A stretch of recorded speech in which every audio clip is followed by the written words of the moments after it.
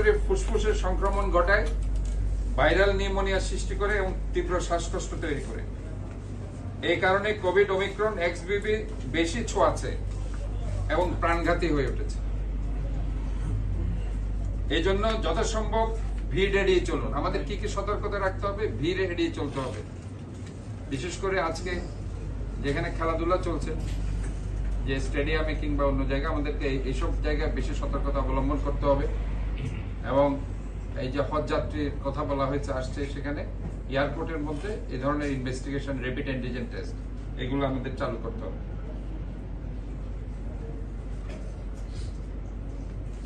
আর main হচ্ছে আমাদেরকে আতঙ্কিত হলে চলবে না, কারণ আগেও আমরা এগুলো ফেস করেছি। প্রথমে হয়তো আমাদেরকে ভয় পেয়েছিলাম 2020 সালে, 21 সালে, কারণ প্রথমে আমরা এই ট্রিটমেন্ট গাইডলাইনটা আমরা দিতে পারিনি।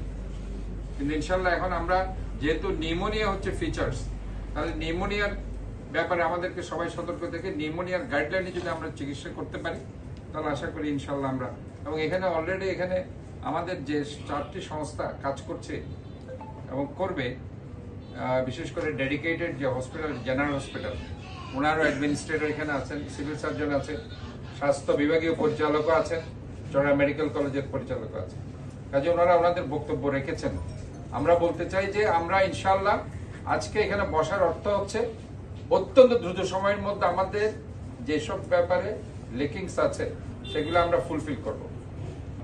এবং আমরা ইতিমধ্যেই স্বাস্থ্য উপদেষ্টার পিএস এর সাথে কথা বলে এইটা আমি কনফার্ম করে নিয়েছি যে একটা কমপ্লেইন এখানে ছিল যে স্বাস্থ্য পরিচালক চাইলে যে কোনো জায়গা থেকে ডাক্তার, স্পেশালাইজড ডক্টর এনে সেটাকে ইকুইপড করতে পারে। এই ব্যাপারে তারা সেখানে সম্মত হয়েছে এবং তারা অলরেডি একটা চিঠি অলরেডি দিয়েছে বলেছে। তো এই ব্যাপারে আমরা মানে পজিটিভ যে আমরা ইনশাল্লাহ আমরা যে কোনো ডক্টরকে আমরা যে কোনো জায়গা থেকে এনে এই ডেডিকেটেড হসপিটালগুলোকে স্পেশালাইজড করতে পারি।